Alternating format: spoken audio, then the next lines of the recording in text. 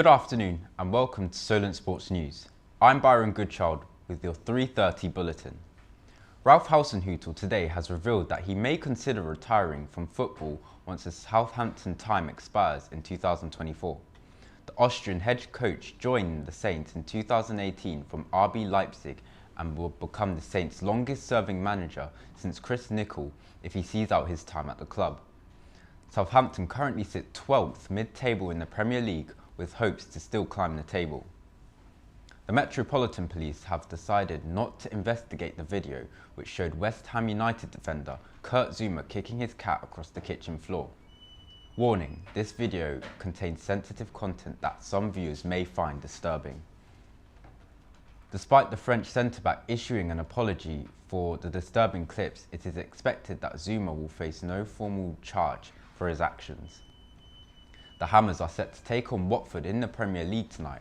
However, it is unknown whether the 27-year-old will be in the squad. More locally now, Eastleigh FC have announced promising youngster Tom Bragg has signed a contract extension with the club. The defender's deal was extended by a further 2 years, keeping him at the club until the end of the 2023-24 season. Bragg made his first team debut in January, and it is expected that he will have a big future at the club in the years to come. We had ventured down to Eastleigh earlier this week to interview midfielder Harry Pritchard about his interest in cryptocurrency.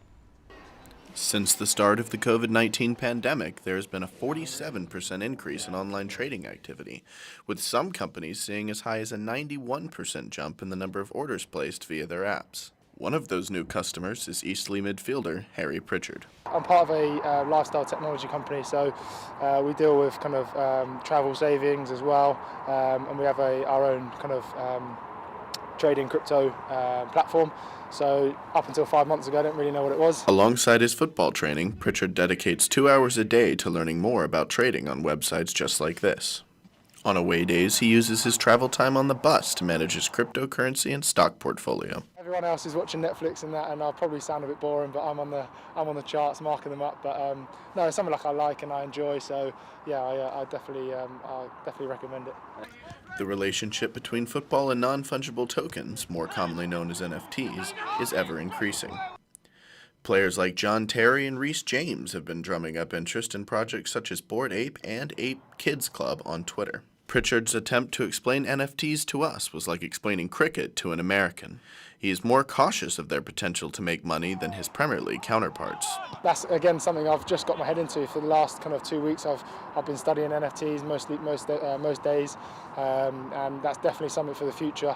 I think if you can find the right project with a good background and all the right things going forward, I think 95% of NFTs will fail, pretty much like crypto. But yeah, finding that 5% that do work will definitely change the game.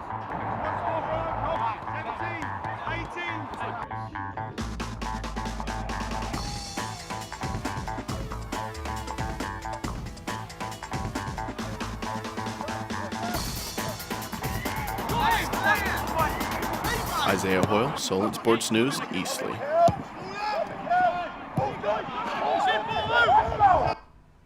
Stay tuned as later in the show we go live to the Silver Lake Stadium as our reporter Dan George discusses the future of Eastleigh Football Club. England are set to announce their squad for the upcoming West Indies Test Series this afternoon.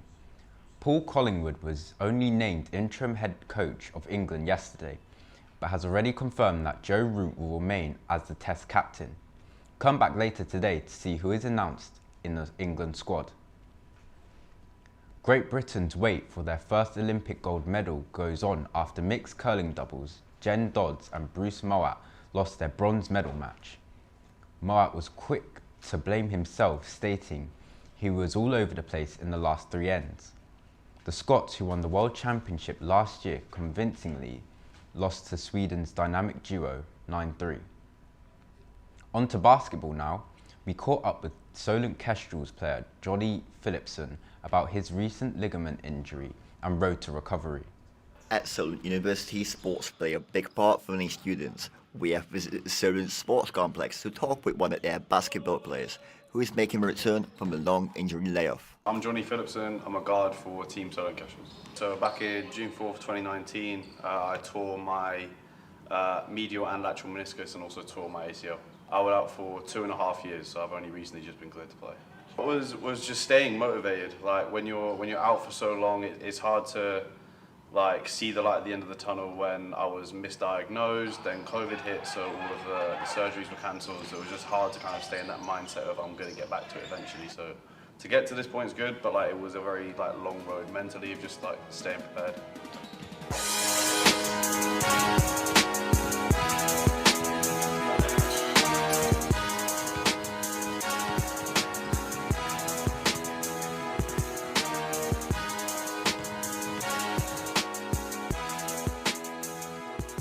After surgery, it was just literally basic stuff like lying in my bed and trying to lift my right leg, trying to straighten it. And then after I could walk without crutches, it was, right, now can you do like a body weight squat, just trying to increase the mobility at the joint. And then once I could do that and walk around, then look at the whole running process, like putting a bit more weight onto my knee. And because ACL was the stabilizer, it was more working my lateral movement as well. Like so when I jump, like nothing collapses, it's solid. And then, yeah, once it was more gym work, so I've been working with physio here at Solent for the last 6 months, and she's basically fixed me up with a whole program, getting heavier lifting, and then just working on like game-related stuff, and then just slowly pushing me back into play. Very much on a assistant coach role for the last like couple of years, so to be actually part of the team, warm up with them, like changing rooms with them, like it's good. It's like practice every day now to like see it in action is very exciting for me. This has been Adam Turner for Solent Sports News, reporting from the Solent University Sports Complex in Southampton. Domestic women's sport in the UK has reached a new viewing highest in 2021, according to new research from Women's Sport Trust. Just under 33 million viewers tuned in to Women's Super League fixtures and events like the 100, an increase of 11 million from last year. We now go live as our reporter Dan George is outside the Silver Lake Stadium weighing up potential candidates for Eastleigh job. Good afternoon and welcome to the Silver Lake Stadium, home of Eastleigh Football Club. Things have been all but high-flying for the Spitfires in recent weeks, however, currently sitting 14th in the National League with no wins in their last 5. That bad form was recently brought to a pinnacle when they travelled to Dover Athletic and they lost 1-0 on the night to a side that hadn't won a game in over a year until Eastleigh travelled there. I'd like to welcome in media officer now, Tom Mulholland. Tom, first of all, how are you doing? I'm alright, thank you. Thanks for having me. No worries at all. So how did you feel on that night in Dover when Ben Strevens was finally sacked that night for a really painful evening? Yeah, it wasn't great really at all for anyone at the club, I'm sure. Obviously, the defeat after a few difficult games against top opposition, going to the bottom of the league and losing obviously wasn't great for anyone. It was a real shame to see Strev sacked after that for everyone. On a personal note, he was really liked around the club, but I think between him and the chairman, they knew that after the recent results, things kind of had to change, I think. Of course, and now you can only look forwards when it comes to football. What does the future hold for Eastleigh, and what do you hope to see happen in the coming weeks when they look to appoint a new manager? Yeah, well, for the rest of the season, I think it's about just consolidating ourselves. The old cliche, picking up as many points to finish as high as possible and get a new manager in to prepare for next year, really, I think is the honest truth, and see where next year lies. Of course, thank you very much, Tom, for joining us. Well, recently, earlier today, I spoke to Ian Wilding, BBC Radio Solent's Eastleigh commentator, to discuss potential new candidates for the role. And Nigel Atkinson, former Saints manager, could he be someone considered for it? Make sure to check out our social channels to keep an eye out for that one. But until then, thank you very much. That's all for today. Stay up to date on www.solentjournalism.co.uk. See you next week for more Solent Sports News.